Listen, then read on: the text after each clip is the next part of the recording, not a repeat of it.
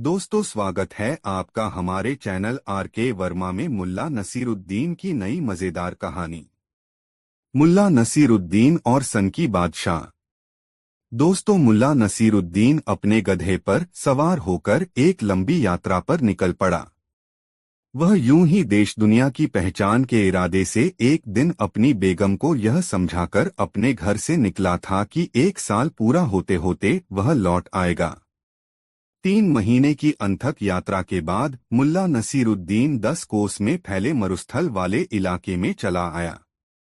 इस मरुस्थल के उस पार से एक नया राज्य शुरू होता था। अगर मरुस्थल पूरी तरह सीधे रास्ते से पार कर लिया जाए तो उस राज्य की राजधानी में पहुंचा जा सकता था। मरुस्थल कहने को तो 10 कोस चौड़ाई वाला था, मगर उसे पार करने में 7 दिन लगते थे। वैसे ऊंट की सवारी की जाए तब सफर आसान और कम समय लेने वाला हो जाता। मरुस्थल के किनारे पहुंचकर मुल्ला नसीरुद्दीन ने पता किया कि उसके पार जाने का सबसे आसान तरीका क्या हो सकता है। उसके किनारे एक छोटा सा गांव बसा हुआ था। उस गांव के लोग मुल्ला नसीरुद्दीन की नुकीली दाढ़ी और नोकदार टोपी देखकर उसे बताने लगे, भाई मेरे, मरुस्थल के पार जाने का तुम अपना इरादा त्याग दो, और अगर तुम्हें किसी कारण मरुस्थल के पार जाना ही है तो पहले अपनी दाढ़ी कटा लो, नोकदार टोपी उतारकर झोले में रख लो, फिर मरुस्थल के पार जाने की राह तलाशना। मुल्ला नसीरुद्दीन ने उस गांव के लोगों से पूछा, आखिर क्यों? मेरी दाढ़ी तो मेरे गाल से लटकी है, इससे किसी को क्या परेशानी? परेशानी पूछते हो? परेशानी ही परेशानी है, क्योंकि दाढ़ी रखकर मरुस्थल के पार जाना नादानी है। उस पार का बादशाह सन की है। किसी के चेहरे पर दाढ़ी देखने से वह भड़क उठता है। वह जितना सन की है उतना ही अंधविश्वासी भी। शकुन का विचार करके चलता है। उस बादशाह की अकड़ भी ऐसी है कि छोटी छोटी गलतियों पर सजा देता रहता है। सबसे छोटी सजा वह 5 कोड़े की देता है। सजा देने वाला एक मुस्टंडा आदमी हाथ में कोड़े लिए बादशाह के पास हमेशा बना रहता है। बादशाह जिस दिन राजधानी में निकल गया उस दिन वहां 150 लोगों को कोड़ों की सजा मिलनी तय है। गांव वाले की बात सुनकर मुल्ला नसीरुद्दीन बहुत उलझन में पड़ गया। उलझन इस बात की नहीं थी कि उसे सन की बादशाह के राज्य में जाना था, उलझन इस बात की थी कि बादशाह को उसकी सनक से दूर कैसे किया जाए। 3 महीने से लगातार यात्रा करने पर मुल्ला नसीरुद्दीन के वस्त्र मैले हो गए थे। बाल और दाढ़ी बेतरतीब हो चुके थे, नाखून बढ़ गए थे। अजीब बेनूर चेहरा हो गया था उसका। ऊपर से मुल्ला नसीरुद्दीन मरुस्थली गांव में पहुंच गया था, जहां हवा के साथ बालू के कण शरीर बेधते प्रतीत हो रहे थे। मुल्ला नसीरुद्दीन ने सोचा, अच्छा हुआ कि वह इस गांव में चला आया। अब 2-4 दिन यहीं रुककर सन की बादशाह के बारे में पता लगा लिया जाए। इसके बाद फिर आगे की यात्रा आरंभ होगी। मुल्ला नसीरुद्दीन ने उस गांव वाले से रात्रि विश्राम के लिए ठिकाना तलाशने में मदद करने की गुजारिश की। गांव वाले ने मुल्ला नसीरुद्दीन से कहा, यहाँ हमारे गांव में रात्रि विश्राम के लिए तो क्या पूरी जिंदगी के लिए ठिकाना मिलना आसान भी है और कठिन भी। यदि गांव के मुखिया को तुम्हारा सरोकार समझ में आ जाएगा तब तुम जब तक चाहो यहाँ रह सकते हो। यदि मुखिया को तुम्हारा सरोकार समझ में नहीं आया या उचित नहीं लगा तो समझो कि तुम्हें किसी भी हालत में उस गांव में पनाह नहीं मिल सकती है। तुम चाहो तो तुम्हारी मुलाकात मैं गांव के मुखिया से करवा सकता हूं। ठीक है, ऐसा ही सही, मुल्ला नसीरुद्दीन ने उस गांव वाले से कहा। मतलब? गांव वाले ने पूछा। मतलब यह कि तुम मुझे अपने मुखिया से मिला दो। बाकी मुखिया मुझे देख समझकर क्या निर्णय लेता है उस पर निर्भर करेगा। वह गांव वाला मुल्ला नसीरुद्दीन को लेकर सीधे अपने मुखिया के पास गया। मुखिया उस समय जमीन पर पड़ा था। उसके आसपास भीड़ थी। लोग आशंकित स्वरों में आपस में बातें कर रहे थे। मुल्ला नसीरुद्दीन वहां पहुंचकर ठगासा रह गया। वह समझ नहीं पा रहा था कि माजरा क्या है। उसने साथ चल रहे गांव वाले युवक से पूछा, अरे भाई, अब तक हम लोग एक दूसरे का नाम नहीं जान पाए। मेरा नाम मुल्ला नसीरुद्दीन है। तुम्हारा नाम क्या है? जी, मेरा नाम साजिद है। आप मुझे सज्जो भी बुला सकते हैं। मेरे अब्बू अम्मी मुझे लाड़ से सज्जो ही बुलाते हैं, उस गांव वाले आदमी ने कहा। अच्छा सज्जो, जरा देखकर बताओ कि माजरा क्या है। यहाँ इतनी भीड़ क्यों लगी है? थोड़ी देर के लिए वह युवक, जिसका नाम साजिद था, भीड़ में खोया सा गया और जब वह भीड़ से बाहर निकला तो हाफता हुआ सीधे मुल्ला नसीरुद्दीन के पास पहुंचकर कहने लगा, गजब हो गया मुल्ला साहब, गजब हो गया। मुखिया को खेत में मचान बांधते समय सांप ने काट लिया है और वह दर्द से छटपटाते हुए बेदम सा हो गया है। इतना सुनना था कि मुल्ला नसीरुद्दीन ने बिजली जैसी तेजी दिखाई और भीड़ को चीरता हुआ उस स्थान पर पहुंच गया जहां मुखिया जमीन पर पड़ा कराह रहा था। मुल्ला नसीरुद्दीन ने भीड़ को तुरंत मुखिया से दूर हो जाने के लिए कहा, भाइयों हटो, हवा आने दो। अभी मुखिया को साफस्वच्छ वायु की जरूरत है। मुल्ला नसीरुद्दीन ने अपने कंधे से टंगी झोली में से एक डोरी निकाली और मुखिया के पांव पर जहां सांप काटे का निशान था, उससे कुछ ऊपर डोरी बांधते हुए कहा, आप घबराएं नहीं मुखिया जी, सांप का विष मैं निकालूंगा आपके शरीर से। ऐसे भी सभी सांप जहरीले नहीं होते। बस आप हिम्मत न हारें। मुखिया अब तक सवालिया निगाहों वाले लोगों की भीड़ से घिरा हुआ था। काफी देर से उससे लोग यही पूछ रहे थे, क्या हुआ मुखिया जी, मगर चार किसी के पास कोई निदान नहीं था। इतनी देर में ऐसा पहली बार हो रहा था कि कोई आदमी उससे कुछ ऐसा कह रहा था जिससे उसे यह भरोसा हो कि उसके जीवन की रक्षा हो सकती है। मुखिया ने मुल्ला नसीरुद्दीन को देखकर याद करने की कोशिश की कि वह कौन है, किंतु वह उसे याद नहीं कर पाया और सोचा कि सांप काटे का मंत्रा जानने वाला होगा। उसे सांप काट लेने की खबर फैलने के कारण किसी दूसरे गांव से आया होगा। उसी समय मुल्ला नसीरुद्दीन ने गांव वालों से एक चाकू और आग जलाने के लिए लकड़ी मंगवाई। गांव के लोग उत्सुकता से मुल्ला नसीरुद्दीन की कारगुजारियों को देख रहे थे। उसने पहले आग जलाई, फिर उसमें चाकू के फाल को लाल होने तक तपाया और फिर मुखिया के पांव में पड़े सौंप के दांत के निशान के पास एक गहरा चीरा लगा दिया। चीरा लगने से मुखिया तड़प उठा। मुखिया को चीखता देखकर मुल्ला नसीरुद्दीन ने कहा, मुखिया जी, खुदा का शुक्र है कि आपके शरीर में जहर नहीं फैला है। आपकी आंखें चमक रही हैं, सांसें सही ढंग से चल रही हैं। मैंने सांप काटे के स्थान पर लंबा चीरा लगा दिया है, खून रिसने दें। फिर खुद अपने हाथ से घाव वाले स्थान पर दबाव डालकर मुखिया के पांव से खून निकालने की कोशिश करने लगा। उसकी इस कोशिश से मुखिया दर्द से बिलबिला गया। थोड़ी देर के बाद मुल्ला नसीरुद्दीन मुखिया के पास से उठ गया और खेत के किनारे किनारे थोड़ी दूरी तक गया तथा एक पौधे के पत्ते तोड़ने लगा। जल्दी ही मुल्ला वहां से मुट्ठी भर पत्ते लेकर लौट आया और अपनी तलहथी पर उसको मसलने लगा। जब उसे अच्छी तरह मसल चुका तब उसका रस मुखिया के घाव पर टपकाना शुरू किया। मुखिया का कराहना रुक गया। मुल्ला नसीरुद्दीन ने देखा घाव से खून का रिसाव भी रस के प्रभाव से रुक गया है। उसने साफ कपड़ा मंगाकर मुखिया के पांव की पट्टी कर दी और मुखिया को सहारा देकर उठाया। फिर उसने मुखिया से कहा, मुखिया जी, अब कोई खतरा नहीं है। खतरा होना होता तो अब तक हो गया होता। 2-3 घंटे का समय सांप का विष चढ़ने के लिए काफी होता है। यह घाव भी जल्दी ही भर जाएगा। मुखिया मुल्ला नसीरुद्दीन से प्रभावित था। उसने मुल्ला नसीरुद्दीन के कंधे का सहारा लेकर कहा, चलो मेरी झोंपड़ी तक छोड़ दो।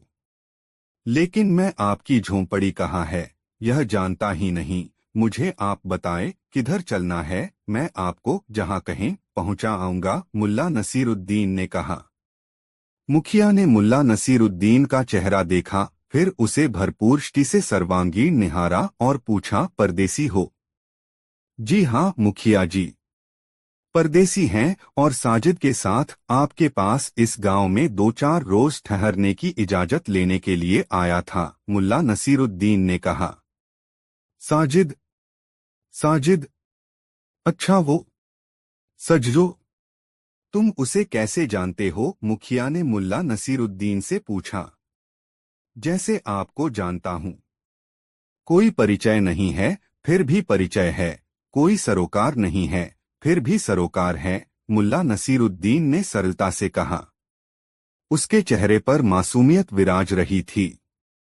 मुखिया मुल्ला नसीरुद्दीन का कंधा थामे अपनी झोंपड़ी की ओर चल रहा था। थोड़ी ही देर में वह अपनी झोंपड़ी के सामने था। उसने मुल्ला नसीरुद्दीन से पूछा, परदेसी तुम्हारा नाम क्या है? मेरा नाम मुल्ला नसीरुद्दीन है। मुल्ला नसीरुद्दीन। मुखिया कई बार यह नाम उच्चारित किया और अचानक बैंक कर पूछने लगा, मुल्ला नसीरुद्दीन? कहीं बुखारा वाला मुल्ला नसीरुद्दीन तो नहीं?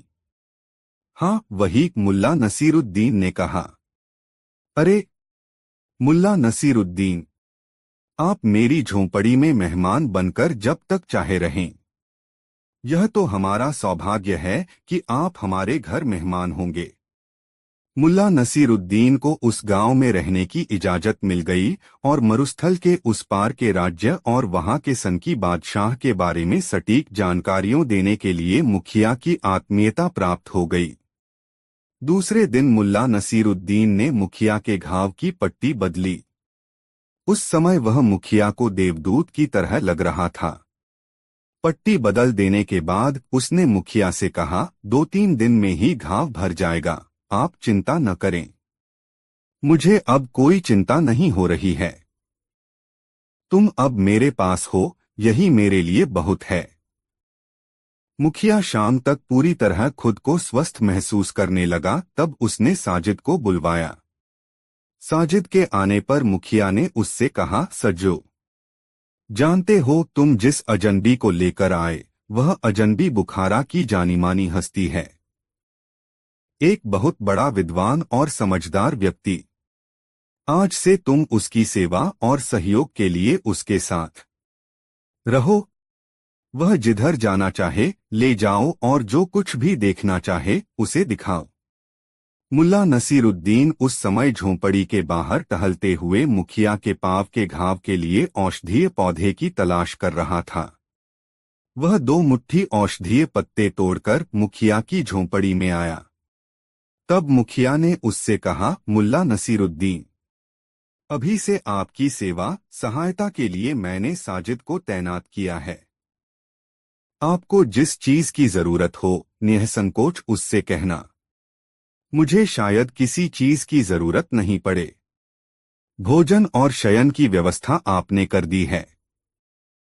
इससे ज्यादा मुझे कुछ चाहिए नहीं। आपके पांव के घाव भर जाए तब तक मैं यहाँ रुकूंगा। इसके बाद मरुस्थल पार के राज्य में जाऊंगा। सुना है वहां के लोग अपने बादशाह से परेशान हैं और उसे सनकी मानते हैं, मुल्ला ने मुखिया से कहा।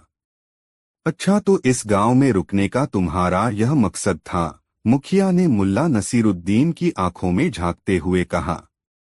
थोड़ी देर तक मुखिया चुप रहा और फिर मुल्ला नसीरुद्दीन से कहने लगा, मुल्ला नसीरुद्दीन, मेरी समझ से बादशाह अंधविश्वासी हो गया है।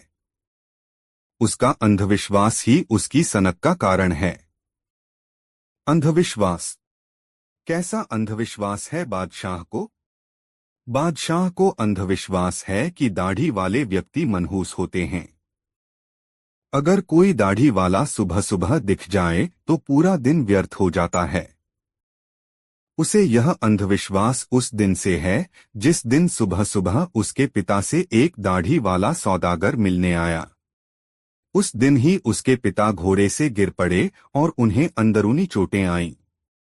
उसके बाद उसके पिता लंबे समय तक बीमार रहे और एक दिन बिस्तर पर ही प्राण त्याग दिया। उस समय ज्योतिषी, नजूमी वगैरह की खूब चली। यह नजूमियों की ही कारस्तानी है कि बादशाह के दिमाग में कूट कूट कर अंधविश्वास भर दिया गया है। अब तो बादशाह घर से बाहर निकलता है तो पहले उसके लिए अनुकूल माहौल तैयार किया जाता है और उसके सुरक्षाकर्मी सख्त ताकीद करते हैं कि सड़क पर कोई दाढ़ी वाला दिखे तो उसे सड़क से हटा दिया जाए। मुखिया ने मुल्ला नसीरुद्दीन को बताया। यह जानकारी मुल्ला नसीरुद्दीन के लिए काफी थी। मुल्ला नसीरुद्दीन 3 दिनों तक मुखिया के साथ उसकी झोंपड़ी में रहा। उसकी तीमारदारी की और जब मुखिया का घाव सूख गया तब मरुस्थल पार करने की राह उसने मुखिया से पूछी। मुखिया ने उसे वह राह बता दी जिससे आसानी से सनकी राजा के राज्य की राजधानी में पहुंचा जा सकता था। मुल्ला नसीरुद्दीन अपने गधे पर सवार हुआ और सनकी राजा के राज्य की राजधानी की तरफ चल पड़ा।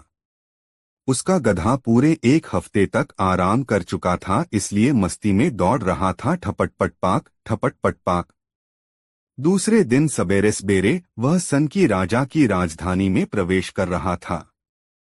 जिस समय मुल्ला नसीरुद्दीन सनकी राजा की राजधानी के मुख्य मार्ग पर पहुंचा, ठीक उसी समय सनकी राजा भी शिकार खेलने जाने की तैयारी में अपने सहयोगियों के साथ मुख्य मार्ग पर आया।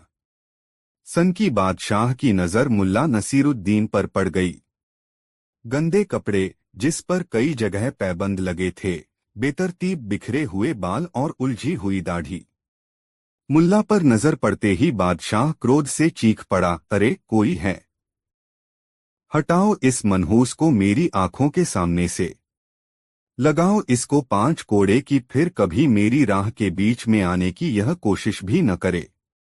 मुल्ला नसीरुद्दीन ने चीख चीख कर कहा, बादशाह सलामत। मेरे कपड़े गंदे हैं और बेशक मेरे बाल व मेरी दाढ़ी बेतरतीब है, मगर मेरा विश्वास करें, मैं मनहूस नहीं हूँ। मगर तब तक बादशाह का मुस्टंडा आकर मुल्ला नसीरुद्दीन को 5 कोड़े लगा गया। कोड़े की मार से मुल्ला नसीरुद्दीन बेदम होकर उस सड़क के किनारे गिर पड़ा और देर तक वहीं पड़ा रहा। सनकी बादशाह अपने कुनबे के साथ भुनभुनाता हुआ चल पड़ा शिकार के लिए। जंगल में प्रवेश करते ही बादशाह के सामने अपने झुंड से बिछड़ा हुआ एक हिरण आ गया। बादशाह ने धनुष पर बाण चढ़ाया और निशाना साधकर छोड़ दिया। हिरण बाण से बिंधकर वहीं ढेर हो गया। बादशाह को स्मरण हो आया कि 5 कोड़े खाने वाले शख्स ने कहा था, वह मनहूस नहीं है। बादशाह ने सोचा, वाकई वह आदमी मनहूस नहीं है। मैं बरसों से जंगल आता रहा हूँ शिकार खेलने के लिए, मगर ऐसा संयोग कभी नहीं हुआ कि जंगल में प्रवेश करते ही शिकार मिल जाए। बादशाह ने उस दिन बाघ के शिकार का कार्यक्रम बनाया था। जंगल से गुजरने वाली नदी के किनारे एक पेड़ पर बादशाह के लिए पहले से मचान बना हुआ था। बादशाह के आने के बाद एक मेमना वहां बांधा गया। बादशाह अपने सहयोगियों के साथ मचान पर चढ़ गया। अभी बादशाह को मचान पर चढ़े कुछ देर ही हुआ था कि मेमना मेमे करता हुआ पूरी ताकत से रस्सी तोड़कर भागने की कोशिश करने लगा। बादशाह ने देखा, एक बाघ पानी पीने के लिए नदी किनारे आ रहा था और मेमने पर नजर पड़ते ही वह वहीं घात लगाकर ठहर गया। बाघ अपने शिकार को देख रहा था और बादशाह और उसके सहयोगी अपने शिकार को। बादशाह ने धनुष पर बाण चढ़ाया और उसके सहयोगियों ने भी। बादशाह के इशारा करते ही एक साथ कई बाणों से बिंध गया बाघ और देखते ही देखते वहीं ढेर हो गया। बादशाह ने सोचा, वह आदमी ठीक ही कह रहा था कि वह मनहूस नहीं है। बेकार ही उसे कोड़े पड़े। यहाँ तो यह सिद्ध हो रहा है कि उसका चेहरा अपशकुनी कतई नहीं, बल्कि उसे देखकर आने के कारण जंगल में बिना प्रयास के शानदार शिकार मिल गया। बादशाह और उसके सहयोगी हिरण और बाघ के शिकार को अपने साथ घोड़े पर लादकर राजधानी की तरफ बढ़ने लगे। इतनी जल्दी शिकार मिल जाने का उन्हें उत्साह था। वे खुश खुश लौट रहे थे। जब वे लोग राजधानी के मुख्य मार्ग पर आए तब बादशाह को याद आ गया कि इसी सड़क के मुहाने पर उसके कहने से एक निर्दोष गधा सवार को कोड़ों से मारा गया। इस समय भी मुल्ला नसीरुद्दीन बेदमसा उसी स्थान पर पड़ा था। बादशाह अपने सहयोगियों के साथ जब उस स्थान पर पहुंचा तो अचानक उसने अपना घोड़ा रोक लिया और घोड़े से उतरकर उसने मुल्ला नसीरुद्दीन से कहा, मुसाफिर, तुमने ठीक कहा था, तुम मनहूस नहीं हो। देखो, आज तुम्हें देखकर जंगल जाने से हमें कितना शानदार शिकार मिला। मुल्ला नसीरुद्दीन ने कराहते हुए बादशाह से कहा, बादशाह सलामत, आप मेरे चेहरे नहीं अपने चेहरे के बारे में सोचिए कि वह कैसा है जिसे सुबह सुबह पहली बार देखने के बाद मुझे अकारण कोड़े खाने पड़े और मेरी हालत यह हो गई कि जमीन से उठ पाना भी मुश्किल हो गया है। मुल्ला नसीरुद्दीन की बात सुनकर बादशाह बहुत लज्जित हुआ और मुल्ला नसीरुद्दीन को वहां से उठवाकर अपने महल में ले आया, जहां बादशाही चिकित्सक के इलाज से वह जल्दी ही ठीक हो गया। जब उस राज्य से मुल्ला नसीरुद्दीन अपने गांव की ओर लौटने लगा तब तक बादशाह अपनी सनक से आजाद हो चुका था। दोस्तों, वीडियो को एक लाइक जरूर करें और कमेंट में बताएं यह कहानी आपको कैसी लगी। दोस्तों, मुल्ला नसीरुद्दीन के गांव में कहीं से एक मौलवी आ गया। गांव वालों ने मौलवी की बड़ी इज्जत की और उसे गांव की मस्जिद में ठहरा दिया। गांव वाले समय समय पर मौलवी का हालचाल लेते रहते। इस तरह वह मौलवी गांव के प्रायः हर शख्स से परिचित हो गया। मौलवी प्रायः मस्जिद की छत से सड़क पर आते जाते लोगों को देखा करता था। अमूमन हर रोज उसे एक पतली लंबी दाढ़ी वाला आदमी सिर पर नोकदार टोपी लगाए एक गधे पर बैठा मस्जिद के आगे से गुजरता हुआ दिखाई पड़ता था। इस आदमी को देखकर मौलाना के मन में यह सवाल पैदा होता, आखिर यह शख्स कौन है? गांव का हर रसूखदार आदमी उससे मस्जिद में आकर भेंट कर चुका है। गांव वालों के ज़हन में यह बात भी बैठ गई है कि मौलवी बहुत ज्ञानी है, मगर यह शख्स तो उससे कभी मिलने नहीं आया। एक दिन नमाज के बाद जब लोग मस्जिद से जाने लगे, उसी वक्त मुल्ला नसीरुद्दीन अपने गधे पर सवार होकर उधर से गुजरा। संयोग से मौलवी की नजर उस पर पड़ गई। उसने नमाजियों से पूछा, जरा कोई बताना, यह गधे पर सवार होकर इधर से कौन गुजरा? मौलवी साहब, इस गांव में गधे की सवारी केवल एक आदमी करता है, वह है मुल्ला नसीरुद्दीन, एक नमाजी ने उत्तर दिया। बड़ा अटपटा-सा आदमी लगता है, मौलवी ने तुरंत टिप्पणी की। अटपटा नहीं जनाब, बहुत समझदार और ज्ञानी आदमी है मुल्ला नसीरुद्दीन, एक अन्य नमाजी ने जवाब दिया।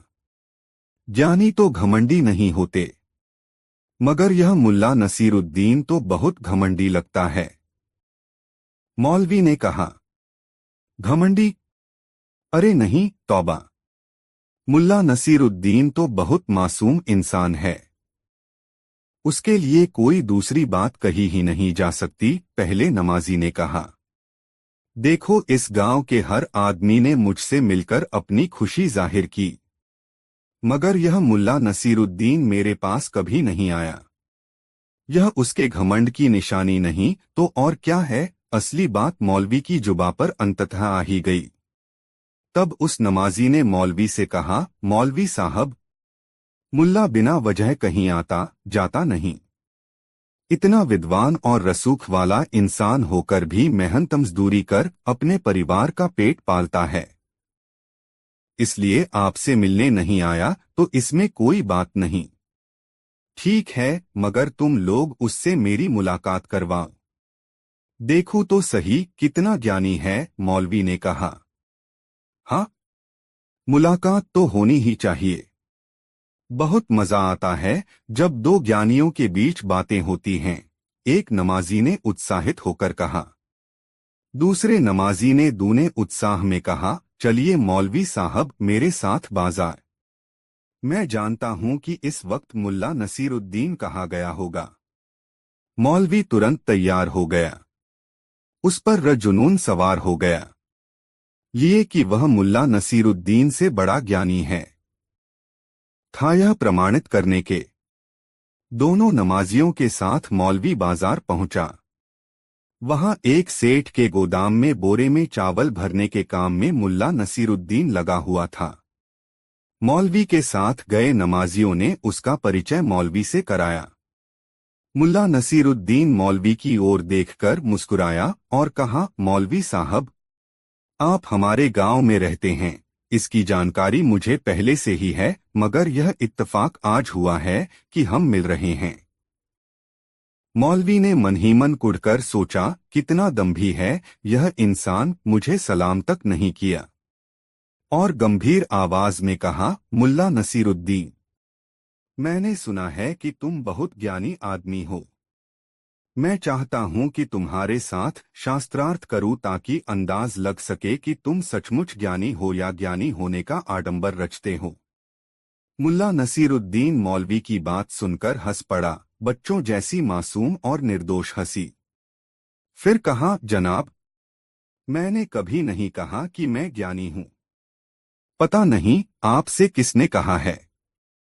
रही बात शास्त्रार्थ की, तो मैं आपसे बात करने के लिए तैयार हूं। अभी तो मैं काम में लगा हूं, वरना अभी ही आपके साथ बैठ गया होता। आप ऐसा करें, जुम्मे की शाम को मेरे घर आ जाएं। वहीं बैठकर बातें होंगी। मौलवी वहां से चल दिया, यह कहते हुए, ठीक है, जुम्मे की शाम। याद रहे, अजीब चुनौती का भाव था उसकी आवाज में। जुम्मे तक मौलवी गांव के लोगों को बताता रहा कि जुम्मे की शाम को मुल्ला नसीरुद्दीन के साथ वह शास्त्रार्थ करके परखेगा कि वाकई मुल्ला है, कितने पानी में। जुम्मे की शाम को मौलवी गांव के चुनिंदा लोगों को साथ लेकर मुल्ला नसीरुद्दीन के घर पहुंचा तो यह देखकर चकित रह गया कि उसके घर पर ताला लटका हुआ है।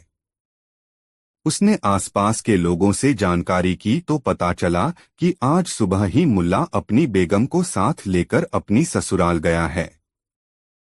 यह सुनकर मौलवी का खून खौल उठा। उसने दीवार पर सफेदी चढ़ाने के लिए बनाया गया गाड़ा मुल्ला के दरवाजे के पास देखा। उसने तुरंत एक कूंची बनाई और मुल्ला नसीरुद्दीन के दरवाजे पर लिख दिया, बेवकूफ, बड़े बड़े हर्फ में लिखा गया। यह शब्द दूर से ही पढ़ा जा सकता था। इसके बाद मौलवी मस्जिद की ओर लौट गया। शाम ढलने के बाद मुल्ला नसीरुद्दीन अपने घर लौटा और दरवाजे पर बेवकूफ लिखा देखा तो समझ गया कि माजरा क्या है। उसने अपनी बेगम को चाबी थमाई और कहा, तुम चलो, घर के दरवाजे खोलो। मैं अभी आया। बेगम कुछ कहती उससे पहले नसीरुद्दीन तेज कदमों से चलता हुआ मस्जिद पहुंच गया और मौलाना से जाकर कहा, माफ कीजिए जनाब, मैं भूल गया था कि आज आप मेरे गरीब खाने पर शास्त्रार्थ के लिए आने वाले हैं, वरना मैं ससुराल नहीं जाता। मगर मुझे याद था और मैं गया भी था। आपके दरवाजे से लौट आया, मौलवी ने कहा। हाँ, जवाब। दरवाजे पर आपका नाम बड़े हो में देखकर मैं समझ गया और आपसे माफी मांगने चला आया। अच्छा, अब चलता हूँ। मौलवी अचकाया सा मुल्ला को देखने लगा और मुल्ला अपनी दाढ़ी सहलाता हुआ मस्जिद से बाहर आ गया। दोस्तों, यह वीडियो अपने मित्रों को जरूर शेयर करें। 3 दोस्तों। मुल्ला नसीरुद्दीन की पत्नी एक दिन सुबह सुबह घर के मैले कपड़े धोने बैठी। मुल्ला सुबह की सैर के लिए निकल गया। उन दिनों मुल्ला को सेहत सुधारने के लिए कुछ न कुछ करने का चस्का लग गया था। वह समय समय पर अपनी पत्नी को नसीहत देता रहता, खाली मत बैठो, हमेशा कुछ न कुछ करती रहो। इससे शरीर चुस्त दुरुस्त, दिमाग तरोताजा और मन शांत रहता है। खुदा की यही 3 नियामतें हैं। इन्हें जिसने पा लिया वही खुशकिस्मत है। मुझे देखो, हमेशा सक्रिय रहता हूँ, जिससे मेरा मन मेरे नियंत्रण में रहता है। मेरा शरीर मेरी चेष्टाओं की अवहेलना नहीं करता।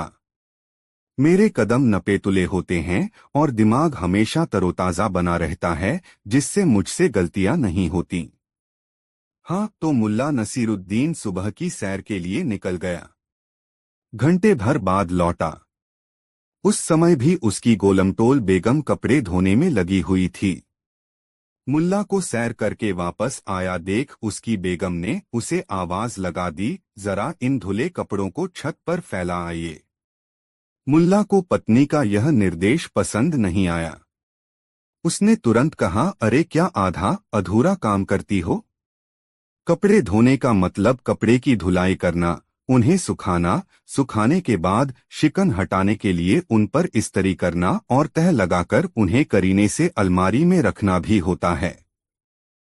मगर तुम्हें कौन समझाए? इतने दिनों से गृहस्थी संभाल रही हो मगर अब तक तुम में कपड़े धोने तक का शऊर नहीं आया।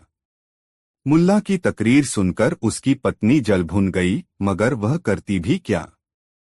उसने मुल्ला के मुंह लगने से बेहतर यही समझा कि खुद उठकर कपड़ों को फैला आए। सुबह से लगातार कपड़े धोते रहने के कारण वह थक भी गई थी। इसलिए वह उठी और कपड़ों को बटोर कर ले जाने लगी कि आंगन में एक स्थान पर काई होने के कारण उसका पाँव फिसल गया और संभलने की कोशिश में उसके हाथ से छिटककर धोए कपड़े दूर जा गिरे। कपड़ों में जगह जगह मिट्टी लग गई। मुल्ला की पत्नी ने कपड़े उठाए और उन्हें लेकर फिर से खंगालना शुरू किया। मुल्ला यह नजारा देख रहा था। उसे पत्नी पर बोलने का फिर अवसर मिल गया। उसने पत्नी से कहा, देखा बेगम, मन और शरीर में संतुलन नहीं होने से ऐसा ही होता है। जरूर तुम्हारा दिमाग कहीं और था और मन में किसी बात को लेकर उथल पुथल हो रही थी, जिसके कारण तुमने अपने शरीर का नियंत्रण खो दिया। सोचो, तुम गिर भी सकती थी। इसी से तो कहता हूं कि। मुल्ला की पत्नी ने बीच में ही टोकते हुए कहा, नसीहतें देने के स्थान पर यदि तुमने मेरे काम में थोड़ा हाथ बंटाया होता तो ऐसा कतई नहीं होता। सुबह से कपड़े धोते धोते मैं थक गई हूं। इसलिए ही तुमसे कहा था कि कपड़े छत पर फैला आओ, मगर तुम मेरी सुनते कब हो। मुल्ला नसीरुद्दीन को लगा कि अब नसीहत देने के स्थान पर उसे खुद कपड़े सूखने के लिए छत पर ले जाकर फैला देना चाहिए। वह उठा और कपड़े लेकर छत पर चला गया और उन्हें सूखने के लिए फैला दिया। वापस लौटने पर उसने अपनी पत्नी को रसोई की तरफ जाते देखा। उसकी चाल में थोड़ी लंगड़ाहट थी। मुल्ला नसीरुद्दीन को यह बात समझ में आते देर नहीं लगी कि फिसलने के कारण बेगम के पाँव में मोच आ गई है। मोच खाए पाँव के बावजूद उसकी पत्नी ने खाना तैयार किया और उसके लिए भोजन परोस दिया। उस समय तक उसने कुछ भी नहीं खाया था। उसने भोजन पर बैठते समय उससे कहा भी, बेगम तुम भी खा लो। मगर उसने यह कहते हुए उस समय भोजन करने से इनकार कर दिया कि अभी कमरों में झाड़ी लगाना है और बिस्तर ठीक करने हैं, चादर बदलना है। इन कामों को निपटाकर स्नान करूंगी तब भोजन करूंगी, आप खा लीजिए। मुल्ला नसीरुद्दीन ने भोजन किया और बगीचे में जाकर टहलने लगा। लगभग घंटे भर बाद जब वह अपने कमरे में आया तो देखा बेगम सारे कामों से फारिग होकर आराम फरमा रही है। उसने बेगम से पूछा, तुमने खाना खा लिया? हाँ, संक्षिप्त सा उत्तर दिया बेगम ने। तो कुछ और करती। दिन का वक्त इंसान को सक्रियता के लिए मिला है बेगम। सक्रिय रहने से मन प्रफुल्लित रहता है। तन में खून का संचार सही रहता है, जिससे सेहत दुरुस्त रहती है। मुल्ला नसीरुद्दीन ने अपनी बेगम को फिर से अच्छी सेहत का पाठ पढ़ाना शुरू कर दिया। मगर बेगम ने मुल्ला को बीच में ही टोक दिया, यह क्या? तुम समझ रहे हो कि मैं बिस्तर पर आराम करने के लिए लेटी हूँ। सुबह से तो मैं लगातार काम करती रही हूँ, मगर फिसलने के बाद से पाँव में दर्द है। अब तो खड़ा भी नहीं हुआ जाता। और तुम हो कि मुझे अच्छी सेहत का राज बताने में लगे हो। मुल्ला ने कुछ देर पहले अपनी पत्नी को लंगड़ाकर चलते हुए देखा था, अब दर्द की शिकायत मिलने पर उसे संदेह हुआ कि बेगम के पाँव में मोच आ गई है। तुरंत उसने बेगम के पाँव देखे। पाँव में सूजन आ चुकी थी। वह तुरंत बेगम की तीमारदारी में लग गया। हल्दी चूने की पट्टी लगाई और पाँव सीधे करके लेटे रहने का निर्देश दिया। यह सब कर चुकने के बाद उसने फिर से कहा, इसीलिए कहता हूँ बेगम, मन और तन में सामंजस्य बनाना जरूरी है। तुम्हारे मन में बेचैनी नहीं होती तो दिमाग पे काबू रहता, और दिमाग पे काबू रहता तो शरीर पर नियंत्रण रहता, तो पाँव फिसलने की नौबत ही नहीं आती। उसकी बेगम इस नसीहत से परेशान हो उठी और बात बदलने के लिए बोली, हाँ तुम ठीक कहते हो। देखो कपड़े सूख गए होंगे, उन्हें ले आओ। बिस्तर पर बैठे बैठे ही तह लगा दूं। मुल्ला नसीरुद्दीन तुरंत उठकर छत की ओर चला गया। थोड़ी देर के बाद एक जोरदार आवाज उभरी, धड़ाम, जैसे कोई भारी चीज ऊंचाई से गिरी हो। बेगम ने बिस्तर से ही आवाज लगाई, क्या गिरा? कुछ नहीं बेगम, मेरी शेरवानी गिर गई छत से। मुल्ला की दर्दभरी आवाज बेगम को सुनाई पड़ी। उसने पूछा, मगर आवाज तो किसी भारी चीज के गिरने की थी। कुछ नहीं बेगम, शेरवानी में मैं भी हूं न। मुल्ला नसीरुद्दीन की कराहती हुई आवाज सुनकर बेगम बिस्तर से उतरकर आंगन की ओर चल पड़ी। दोस्तों, वीडियो को एक लाइक जरूर करें। चार चाबी की खोज, नई मजेदार कहानी। मुल्ला नसीरुद्दीन के कारनामों की दूर दूर तक चर्चा होने लगी थी। उसे कुछ लोग बहुत पहुंचा हुआ इंसान मानने लगे थे, तो कुछ सिद्ध पुरुष की संज्ञा देने लगे थे। ऐसे सिद्ध पुरुष की जिसकी उलझलूल सी लगने वाली हरकतों में भी जीवन का कोई गूढ़ रहस्य छिपा होता है। उसकी प्रसिद्धि का आलम यह था कि नौजवान उसकी नकल कर नोकदार टोपी पहनने लगे थे। कोई उसकी नकल कर गधे पर उल्टा सवार होता, तो कोई उसकी सादगी और सरलता को आत्मसात करने का प्रयास करता। लेकिन मुल्ला नसीरुद्दीन इन सब बातों से बेखबर एक आम आदमी की तरह मेहनत मशक्कत करता और उससे मिलने वाली रकम से अपना और अपनी पत्नी का पेट भरता। न तो उसे कुछ बचाने की चिंता सताती और न ही धन कमाने की लिप्सा से वह पीड़ित होता। अलमस्ती उसकी फितरत थी। बड़ी से बड़ी समस्या आने पर भी मुल्ला के चेहरे पर शिकन किसी ने नहीं देखी। समस्याओं को वह समस्या की तरह लेता भी नहीं था। जोखिम उसे कभी जोखिम नहीं लगी। सहजता और सरलता, मासूमियत और निश्चलता मुल्ला नसीरुद्दीन की पहचान थी। लोग कहने लगे थे कि मुल्ला नसीरुद्दीन अपने जीवन में इतना तपा है कि उसके मन के सारे कलुष मिट गए हैं। एक दिन मुल्ला नसीरुद्दीन की विद्वत्ता और बुद्धिमत्ता की चर्चा सुनकर एक धनवान व्यक्ति उससे मिलने आया। दुआ सलाम के बाद उस धनवान व्यक्ति ने मुल्ला नसीरुद्दीन से कहा, मेरा नाम आलम है। खुदा ने मुझे इतनी दौलत दी है कि मैं चाहूँ तो सोने की सिल्लियों से अपने रहने के लिए मकान बना सकता है, मगर इतना धन होने के बाद भी मुझे चैन नहीं है। हमेशा मेरा मन अशांत रहता है। मैंने आपके बारे में बहुत कुछ सुना है।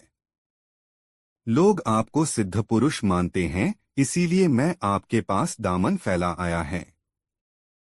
आप चाहें तो मुझे संकट से उबार सकते हैं। मुझे बताएं कि मेरी समस्या का समाधान कैसे होगा।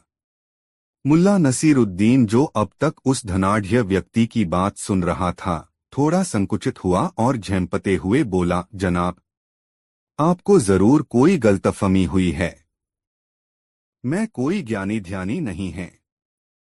मैं एक साधारण आदमी हूँ। मेहनत मजदूरी कर अपना परवरिश करता हूँ। नहीं नहीं, ऐसा नहीं कहें। मैंने सैकड़ों लोगों से आपकी तारीफ सुनी है। आप मेरी समस्या का समाधान सुझा सकते हैं, इसीलिए मैं आपके पास आया हूँ। आप मुझे निराश नहीं करें। धनाढ़ व्यक्ति ने अपनी गुजारिश से मुल्ला नसीरुद्दीन को निरुत्तर सा कर दिया। अजीब उलझन में पड़ गया मुल्ला नसीरुद्दीन। वह नहीं चाहता था कि लोग उसे ज्ञानी ध्यानी मानकर विशेष सम्मान देने लगें। वह तो सहजता में जीवन जीने का हिमायती था। यह बात जरूर थी कि जीवन की उलझनों ने उसे इतना तर्जा दे दिया था कि अब कोई समस्या उसे समस्या नहीं लगती थी। उसका विश्वास था कि कोई भी समस्या ऐसी नहीं होती जिसका समाधान नहीं हो। धनाढ्य व्यक्ति के बार बार गिड़गिड़ाने पर मुल्ला नसीरुद्दीन ने कहा, कितनी विचित्र बात है कि आप जिस समस्या का समाधान चाहते हैं वह समस्या आपने मुझे अब तक बताई ही नहीं।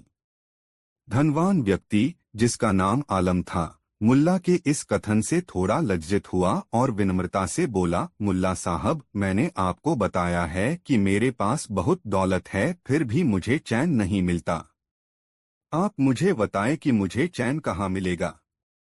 मुझे आत्मिक सुख और शांति कैसे नसीब होगी?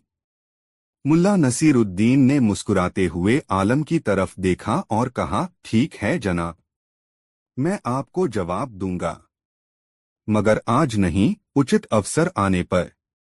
आप अपना पता बता दें और उचित समय का इंतजार करें। आलम ने समझ लिया कि मुल्ला नसीरुद्दीन से अब इस प्रसंग में कुछ भी कहना उचित नहीं है, इसलिए वह उसे अपना पता बताकर वहां से लौट गया। मुल्ला नसीरुद्दीन भी अपनी सामान्य दिनचर्या में लग गया। इसी तरह कुछ दिन बीत गए। आलम को लगने लगा कि मुल्ला नसीरुद्दीन उसकी बात का जवाब देना नहीं चाहता। चूंकि बेचैनी उसका स्वभाव था, इसलिए वह प्रायः ऐसे भी सोचता, न जाने मुझसे कौन सी खता हो गई है कि मुल्ला नसीरुद्दीन की कृपा दृष्टि मुझे नहीं मिल पाई। एक दिन शाम को आलम अपने घर के सामने की सड़क से गुजर रहा था। उसने देखा मुल्ला नसीरुद्दीन एक पेड़ के नीचे कुछ तलाश कर रहा है। आधा बदन झुकाए मुल्ला नसीरुद्दीन कभी बाएं, कभी दाएं, कभी आगे, कभी पीछे चहलकदमी करता हुआ बेचैन हो रहा था। मुल्ला नसीरुद्दीन को बेचैनी की स्थिति में कुछ तलाशते देख आलम खुद बेचैन हो उठा, यह जानने के लिए कि आखिर मुल्ला नसीरुद्दीन का क्या खो गया है जिसकी तलाश वे इस कदर बेचैन होकर कर रहे हैं। आलम तुरंत मुल्ला नसीरुद्दीन के पास पहुंच गया और उसे सलाम करते हुए पूछा, जनाब, आपका कुछ खो गया मालूम पड़ता है। क्या खोया है, मुझे बताए ताकि मैं भी उसकी तलाश में आपकी मदद करूं। मेरी चाबी खो गई है। जेब में थी, जेब से गिर गई। उसी को तलाश रहा हूं, मुल्ला नसीरुद्दीन ने कहा। कहाँ गिरी चाबी? उत्सुकतापूर्वक आलम ने मुल्ला नसीरुद्दीन से पूछा। चाबी तो मेरे कमरे में ही कहीं गिर गई थी।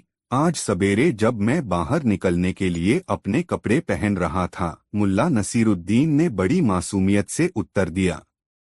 अरे, कमाल है, चाबी गिरी आपके कमरे में और आप तलाश रहे हैं यहाँ? चैंक कर आलम ने मुल्ला नसीरुद्दीन से कहा।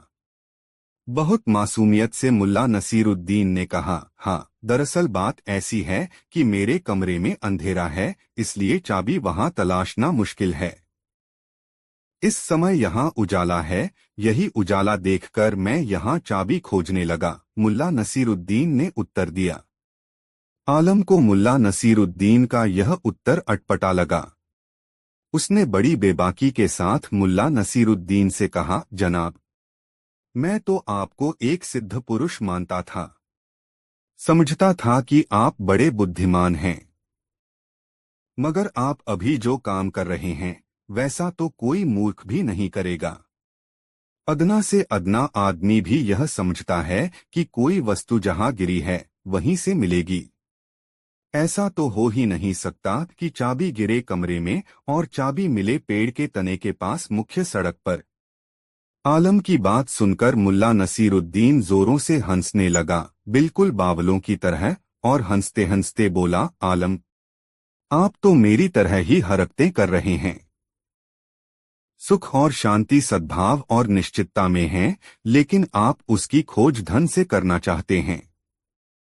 धन से कभी सुख और शांति किसी को नसीब हुई है? मुल्ला नसीरुद्दीन की बात सुनकर आलम को अचानक याद आ गया कि एक दिन उसने मुल्ला नसीरुद्दीन से जानना चाहा था कि उसे सुख और शांति कैसे नसीब होगी, और मुल्ला ने जवाब दिया था, उचित अवसर आने पर बताऊंगा। आलम समझ गया कि चाबी की खोज महज एक बहाना था। उसे सही प्रयास की दिशा बताने के लिए ही मुल्ला नसीरुद्दीन ने चाबी खोजने का नाटक किया है। वह स्वतः मुल्ला नसीरुद्दीन के कदमों पर लौट गया और कहा, धन्य हुआ मैं, आपने मेरी उलझन दूर कर दी। दोस्तों, यह वीडियो अपने मित्रों को जरूर शेयर करें। 5 मुल्ला की नसीहत। मजेदार कहानी। मुल्ला नसीरुद्दीन की पत्नी एक दिन सुबह सुबह घर के मैले कपड़े धोने बैठी। मुल्ला सुबह की सैर के लिए निकल गया। उन दिनों मुल्ला को सेहत सुधारने के लिए कुछ न कुछ करने का चस्का लग गया था। वह समय समय पर अपनी पत्नी को नसीहत देता रहता, खाली मत बैठो, हमेशा कुछ न कुछ करती रहो। इससे शरीर चुस्त दुरुस्त, दिमाग तरोताजा और मन शांत रहता है। खुदा की यही 3 नियामतें हैं। इन्हें जिसने पा लिया वही खुशकिस्मत है। मुझे देखो, हमेशा सक्रिय रहता हूँ, जिससे मेरा मन मेरे नियंत्रण में रहता है। मेरा शरीर मेरी चेष्टाओं की अवहेलना नहीं करता। मेरे कदम नपेतुले होते हैं और दिमाग हमेशा तरोताजा बना रहता है, जिससे मुझसे गलतियां नहीं होती। हाँ, तो मुल्ला नसीरुद्दीन सुबह की सैर के लिए निकल गया। घंटे भर बाद लौटा। उस समय भी उसकी गोलमटोल बेगम कपड़े धोने में लगी हुई थी। मुल्ला को सैर करके वापस आया देख उसकी बेगम ने उसे आवाज लगा दी, जरा इन धुले कपड़ों को छत पर फैला आइए। मुल्ला को पत्नी का यह निर्देश पसंद नहीं आया। उसने तुरंत कहा, अरे क्या आधा अधूरा काम करती हो? कपड़े धोने का मतलब कपड़े की धुलाई करना, उन्हें सुखाना, सुखाने के बाद शिकन हटाने के लिए उन पर इस्त्री करना और तह लगाकर उन्हें करीने से अलमारी में रखना भी होता है। मगर तुम्हें कौन समझाए?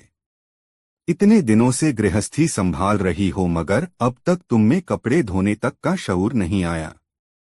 मुल्ला की तकरीर सुनकर उसकी पत्नी जल भुन गई, मगर वह करती भी क्या? उसने मुल्ला के मुंह लगने से बेहतर यही समझा कि खुद उठकर कपड़ों को फैला आए। सुबह से लगातार कपड़े धोते रहने के कारण वह थक भी गई थी। इसलिए वह उठी और कपड़ों को बटोरकर ले जाने लगी कि आंगन में एक स्थान पर काई होने के कारण उसका पाँव फिसल गया और संभलने की कोशिश में उसके हाथ से छिटककर धोए कपड़े दूर जा गिरे। कपड़ों में जगह जगह मिट्टी लग गई। मुल्ला की पत्नी ने कपड़े उठाए और उन्हें लेकर फिर से खंगालना शुरू किया। मुल्ला यह नजारा देख रहा था। उसे पत्नी पर बोलने का फिर अवसर मिल गया। उसने पत्नी से कहा, देखा बेगम, मन और शरीर में संतुलन नहीं होने से ऐसा ही होता है। जरूर तुम्हारा दिमाग कहीं और था और मन में किसी बात को लेकर उथल पुथल हो रही थी, जिसके कारण तुमने अपने शरीर का नियंत्रण खो दिया। सोचो, तुम गिर भी सकती थी। इसी से तो कहता हूं कि। मुल्ला की पत्नी ने बीच में ही टोकते हुए कहा, नसीहतें देने के स्थान पर यदि तुमने मेरे काम में थोड़ा हाथ बंटाया होता तो ऐसा कतई नहीं होता। सुबह से कपड़े धोते धोते मैं थक गई हूँ। इसलिए ही तुमसे कहा था कि कपड़े छत पर फैला आओ, मगर तुम मेरी सुनते कब हो? मुल्ला नसीरुद्दीन को लगा कि अब नसीहत देने के स्थान पर उसे खुद कपड़े सूखने के लिए छत पर ले जाकर फैला देना चाहिए। वह उठा और कपड़े लेकर छत पर चला गया और उन्हें सूखने के लिए फैला दिया। वापस लौटने पर उसने अपनी पत्नी को रसोई की तरफ जाते देखा। उसकी चाल में थोड़ी लंगड़ाहट थी। मुल्ला नसीरुद्दीन को यह बात समझ में आते देर नहीं लगी कि फिसलने के कारण बेगम के पाँव में मोच आ गई है। मोच खाए पाँव के बावजूद उसकी पत्नी ने खाना तैयार किया और उसके लिए भोजन परोस दिया। उस समय तक उसने कुछ भी नहीं खाया था। उसने भोजन पर बैठते समय उससे कहा भी, बेगम तुम भी खा लो। मगर उसने यह कहते हुए उस समय भोजन करने से इनकार कर दिया कि अभी कमरों में झाड़ी लगाना है और बिस्तर ठीक करने हैं, चादर बदलना है। इन कामों को निपटाकर स्नान करूंगी तब भोजन करूंगी, आप खा लीजिए। मुल्ला नसीरुद्दीन ने भोजन किया और बगीचे में जाकर टहलने लगा। लगभग घंटे भर बाद जब वह अपने कमरे में आया तो देखा बेगम सारे कामों से फारिग होकर आराम फरमा रही है। उसने बेगम से पूछा, तुमने खाना खा लिया? हाँ, संक्षिप्त सा उत्तर दिया बेगम ने। तो कुछ और करती? दिन का वक्त इंसान को सक्रियता के लिए मिला है बेगम। सक्रिय रहने से मन प्रफुल्लित रहता है, तन में खून का संचार सही रहता है, जिससे सेहत दुरुस्त रहती है। मुल्ला नसीरुद्दीन ने अपनी बेगम को फिर से अच्छी सेहत का पाठ पढ़ाना शुरू कर दिया। मगर बेगम ने मुल्ला को बीच में ही टोक दिया, यह क्या? तुम समझ रहे हो कि मैं बिस्तर पर आराम करने के लिए लेटी हूँ। सुबह से तो मैं लगातार काम करती रही हूँ मगर फिसलने के बाद से पाँव में दर्द है। अब तो खड़ा भी नहीं हुआ जाता। और तुम हो कि मुझे अच्छी सेहत का राज बताने में लगे हो। मुल्ला ने कुछ देर पहले अपनी पत्नी को लंगड़ाकर चलते हुए देखा था, अब दर्द की शिकायत मिलने पर उसे संदेह हुआ कि बेगम के पाँव में मोच आ गई है। तुरंत उसने बेगम के पाँव देखे। पाँव में सूजन आ चुकी थी। वह तुरंत बेगम की तीमारदारी में लग गया। हल्दी चूने की पट्टी लगाई और पाँव सीधे करके लेटे रहने का निर्देश दिया। यह सब कर चुकने के बाद उसने फिर से कहा, इसीलिए कहता हूँ बेगम, मन और तन में सामंजस्य बनाना जरूरी है। तुम्हारे मन में बेचैनी नहीं होती तो दिमाग पे काबू रहता, और दिमाग पे काबू रहता तो शरीर पर नियंत्रण रहता, तो पाँव फिसलने की नौबत ही नहीं आती। उसकी बेगम इस नसीहत से परेशान हो उठी और बात बदलने के लिए बोली, हाँ तुम ठीक कहते हो। देखो कपड़े सूख गए होंगे, उन्हें ले आओ। बिस्तर पर बैठे बैठे ही तह लगा दूं। मुल्ला नसीरुद्दीन तुरंत उठकर छत की ओर चला गया। थोड़ी देर के बाद एक जोरदार आवाज उभरी, धड़ाम, जैसे कोई भारी चीज ऊंचाई से गिरी हो। बेगम ने बिस्तर से ही आवाज लगाई, क्या गिरा? कुछ नहीं बेगम, मेरी शेरवानी गिर गई छत से। मुल्ला की दर्दभरी आवाज बेगम को सुनाई पड़ी। उसने पूछा, मगर आवाज तो किसी भारी चीज के गिरने की थी। कुछ नहीं बेगम, शेरवानी में मैं भी हूं न। मुल्ला नसीरुद्दीन की कराहती हुई आवाज सुनकर बेगम बिस्तर से उतरकर आंगन की ओर चल पड़ी। दोस्तों, कहानी कैसी लग रही है कमेंट बताना ना भूले। 6 लोग क्या कहेंगे? बहुत मजेदार कहानी। मुल्ला नसीरुद्दीन बूढ़ा हो चुका था। जीवन जीने के उसके निराले अंदाज के कारण उसके पास लोगों की भीड़ लगी रहती थी। ये ऐसे लोग थे जिन्हें लगता था कि मुल्ला नसीरुद्दीन में कोई करिश्माई ताकत है जो उसे हर तरह की मुसीबत से महफूज रखती है। मुल्ला इन लोगों को समझाता रहता था कि उसमें कोई करिश्माई ताकत नहीं है, बल्कि और लोगों से उसमें केवल इतना फर्क है कि वह कुछ करने से पहले यह नहीं सोचता कि लोग क्या कहेंगे, और करता वही है जो उचित हो, न्यायसंगत हो। ये लोग जो उसके आसपास बने रहते थे, वे गर्व से कहा करते थे, हम मुल्ला नसीरुद्दीन के शिष्य हैं। मुल्ला नसीरुद्दीन के बार बार कहने पर जब उसके ये शिष्य यह स्वीकार करने को तैयार नहीं हुए कि उसमें कोई करिश्माई ताकत नहीं है, तब एक दिन बहुत विचार करने के बाद उसने अपने शिष्यों को अपने पास बुलाया। फिर एक शिष्य को निर्देश दिया, जाओ रहमत खान, मेरा गधा लेकर आओ। रहमत खान तुरंत गधा लेकर उपस्थित हुआ। मुल्ला नसीरुद्दीन गधे पर उल्टा बैठा, यानी गधे के दुम की तरफ अपना मुंह करके बैठा। मुल्ला नसीरुद्दीन को उसके एक शिष्य ने टोका, मुल्ला साहब, आप गधे पर उल्टा बैठे हैं। ऐसे बैठा देखकर लोग आपको क्या कहेंगे? अरे अभी से इतनी बेसब्री क्यों? वक्त आने पर तुम्हें तुम्हारे प्रश्न का उत्तर अवश्य मिल जाएगा। बेसब्र मत हो, थोड़ा इंतजार करो, मुल्ला नसीरुद्दीन ने उस शिष्य को जवाब दिया। फिर मुल्ला ने अपने गधे को एड़ लगाई, गधा चल पड़ा, ठपट पटपाक, ठप टप टपाक। अब एक अजीब नजारा था गांव की सड़कों पर। गधे पर उल्टा बैठे मुल्ला और मुल्ला की ओर मुंह कर चलते उसके शिष्य। गधा गांव की हर गली से परिचित था, इसलिए वह हर उस राह से गुजरा जिससे प्रायः मुल्ला नसीरुद्दीन गुजारा करता था। जो भी इस नजारे को देखता, हंसे बिना नहीं रहता।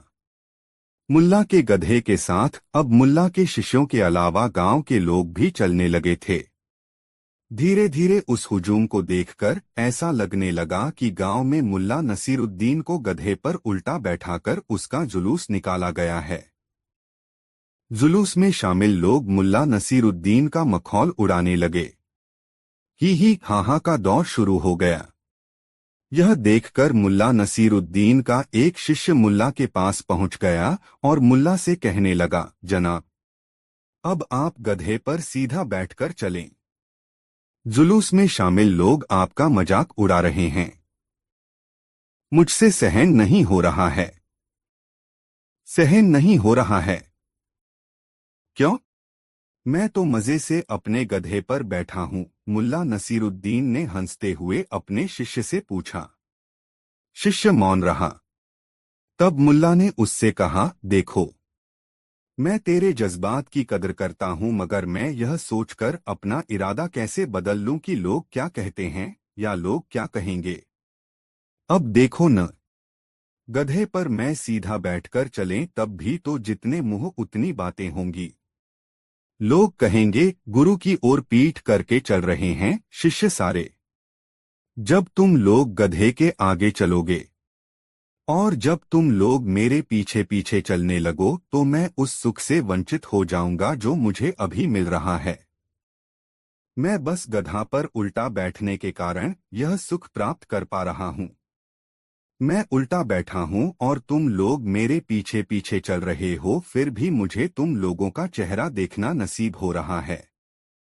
हंसता, खिलखिलाता, मस्ती भरा चेहरा।